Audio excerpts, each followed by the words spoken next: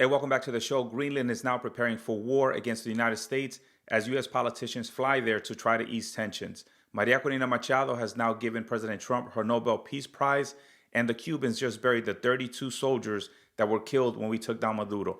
That and much more coming up right now.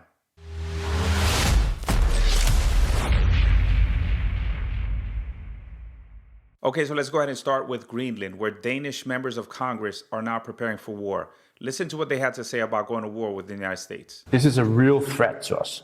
We're not taking this lightly. We're actually talking about a war between Denmark and the United States that's being discussed at the moment, which is insane. That's our main concern.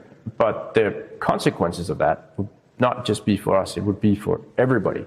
We're certainly not going to be in an alliance with someone that attacks us and try to annex part of Denmark. That's not the actions of allies. That's the action of an enemy. And we don't want to be enemies of the United States. I mean, they could always just hand it over and we wouldn't have to go to war with Denmark or against NATO, right? And the NATO alliance would stay together. But we know that's never going to happen. The question was asked about why politicians were even there. Meanwhile, a group of U.S. lawmakers are in Copenhagen today to meet with members of the Danish parliament, trying to offer assurances that the U.S., broadly speaking, does not support a takeover of Greenland. My colleague Ryan Nobles spoke to some of those lawmakers about their message. Take a look. Part of the issue we've also heard is that this was a conversation a year ago. After Venezuela, it's risen to a level of alarm. The Danish leaders we've met with are saying, help us understand what's the real goal here. Because if there's any policy goal other than acquisition, we can work with you to solve it. I would hope that the Greenlanders do not feel that fear that you're going to have an armada all of a sudden surrounding Greenland. Politicians can't do anything about it. If President Trump decides to act against Denmark and take Greenland, there's nothing the politicians here can do about it. Same thing as Venezuela. This is the exact same situation. He can mobilize forces and push in that direction. Okay, so this is where I give you guys the bottom line up front. President Trump is talking about us needing Greenland for national security purposes, for national security reasons, right? Because we need to install a missile system there, and Russia and China are going to take it. But we all know what this is about. This is the same thing, the same situation as what happened with Venezuela. One of the catalysts, it wasn't the singular catalyst, but one of the catalysts for us going over there was the heavy crude. We need heavy crude in America, just like we need rare earth minerals. And Greenland boasts some of the biggest rare earth minerals in the world. Take a look.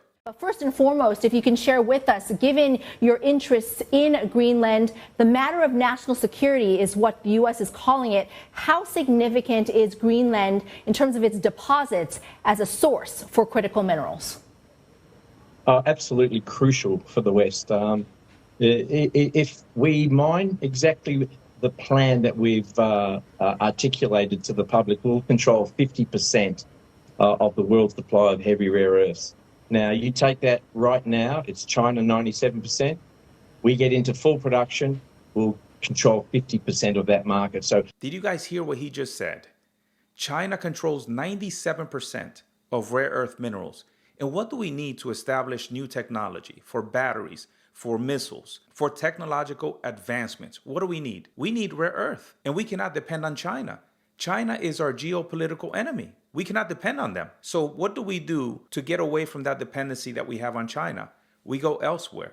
Greenland would give us a 50% control of the rare earth market in the world. Remember, China was using rare earth minerals for leverage during our trade talks. We cannot have anybody hanging anything over our heads. China is a country that pretty much rapes every other country for their own well-being. But given the fact that Greenland boasts 25% of the world's heavy rare earth, it's only logical that we go after it.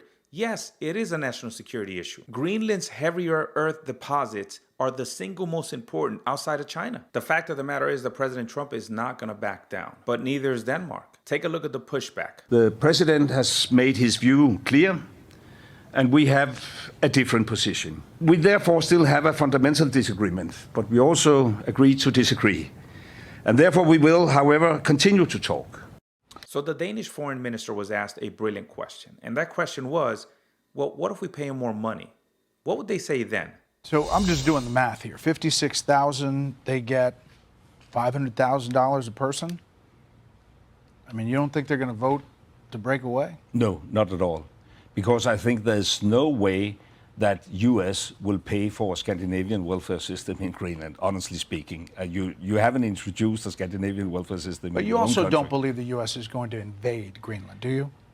No, at least I do not hope so, because, I mean, that will be the end of NATO. But Yes, that is correct. That would be the end of NATO if the United States went into Greenland and just took it by force. But remember, NATO without the United States is useless. They allowed Russia to invade Ukraine, just like that, in their own backyard. And it's funny to me that they're posturing now against the United States, but they didn't bother to posture against Russia when they were massing their forces on the Ukrainian border. And I know everybody's argument is, well, Ukraine is not part of NATO. It doesn't matter. It's their own backyard. Why would they allow Russia to just invade a country in their own backyard and assert their influence beyond their borders? But look, these NATO countries are standing firm in an effort to prevent it from taking Greenland. Here's President Macron talking about French forces joining Denmark for military training exercises.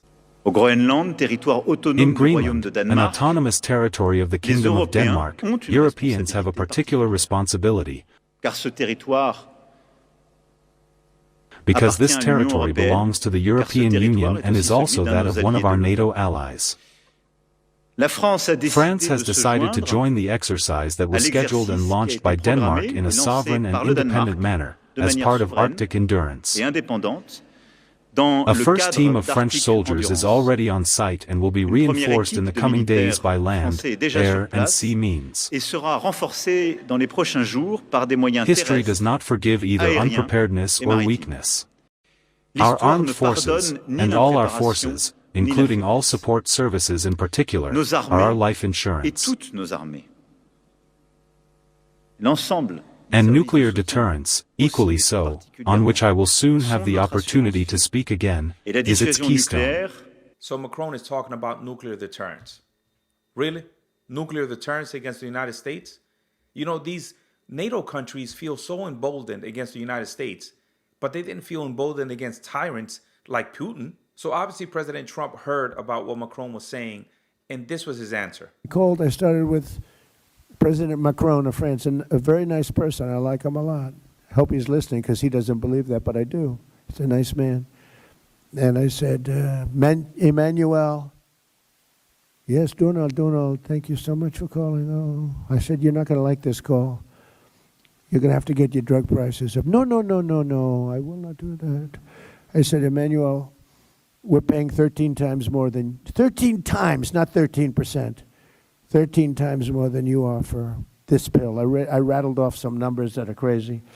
You know the numbers I'm talking about, Oz. Oz would give me some numbers. I'd say, this is crazy. We're paying 10 times, 12 times, 13 times. No, I will not do that. I said, look, you've got to do it. 100% you're going to do it. No, Donald, I told you I will not do that. I said, here's the story, Emmanuel. If you don't do it, I'm going to put a 25% tariff on all goods, wine, champagnes, and everything else coming into the United States of America. He said, Donald, I would love to do this for you.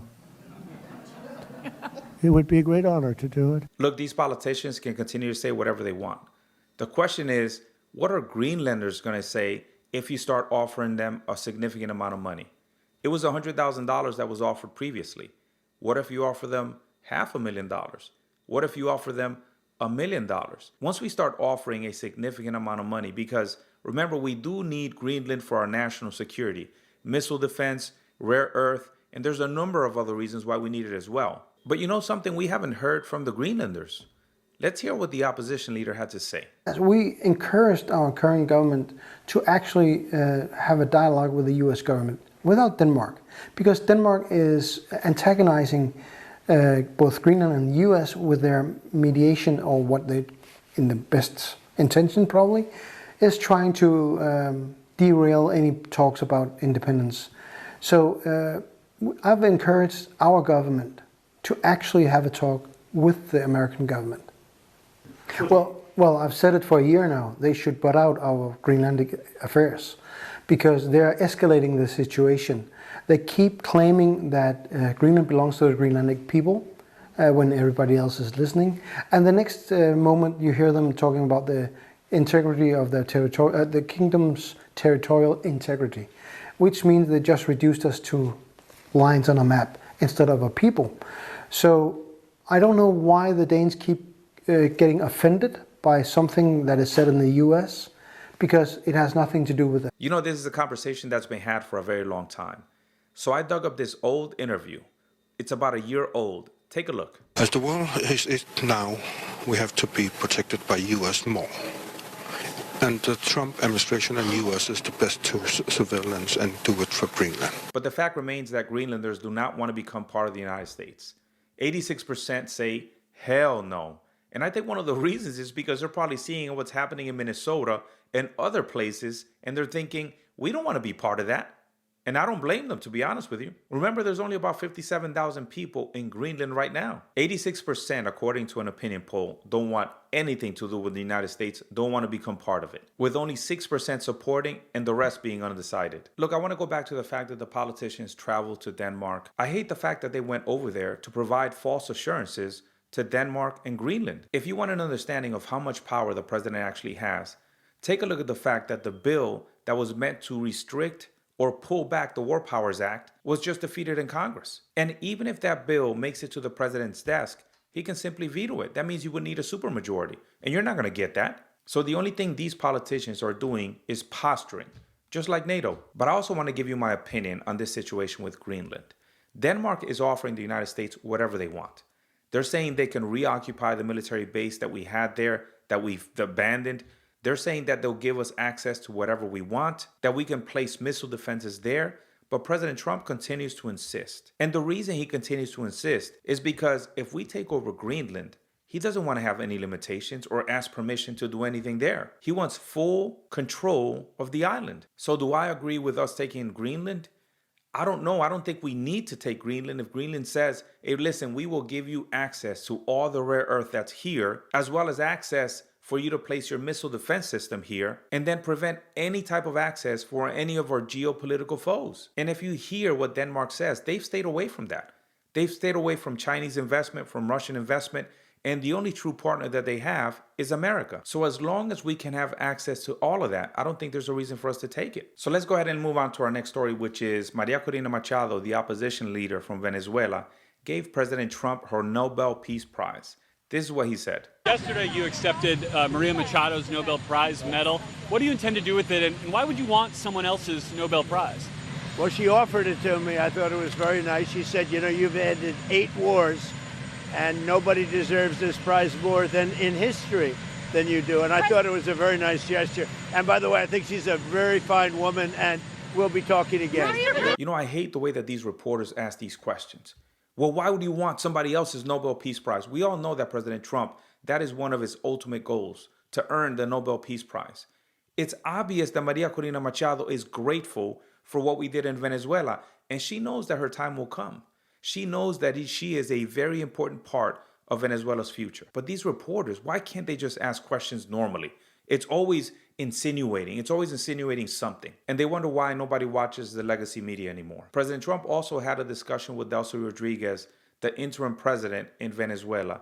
And this is what he said. The number 2, the Venezuela security chief. I know the number 1, we just had a great conversation today.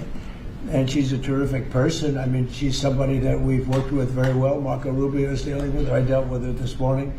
We had a long call. We discussed a lot of things, and I think we're getting along very well with Venezuela. Yes. I completely disagree with President Trump's take that she's a great person, a wonderful person. She's not. She led the torture chambers. She led the torturing, the murdering, the killing, the maiming of thousands of people in Venezuela. She is not a wonderful person. She's a damn tyrant. But what's the alternative? María Corina Machado, we can't. We can't place her into power. And people continue to get offended when the president says she does not have the respect or the support in the country to run it right now. That is fact. Most of the opposition is gone. We cannot just install her there. Cabello and Padrino and other members of Congress will do everything that they can to undermine anything that she tries to do. It would be absolute chaos in Venezuela right now. So for the time being, Delcy Rodriguez is the best option we have. Look, this process is going to take time. People need to be patient. They expect everything to happen right now. It's one thing at a time. They're releasing hundreds of political prisoners and just random people that they picked off the street just for criticizing the government. Give the process time and it will play out. This is going to take several years for Venezuela to return to its democratic principles. And I'm glad that Maduro has been removed. And speaking of being removed, Cuba just buried the 32 soldiers that Delta Force killed in their mission to take down Maduro. Take a look. Cuba today honored the remains of 32 military personnel killed this month when U.S. Special Forces captured and detained Venezuelan President Nicolás Maduro.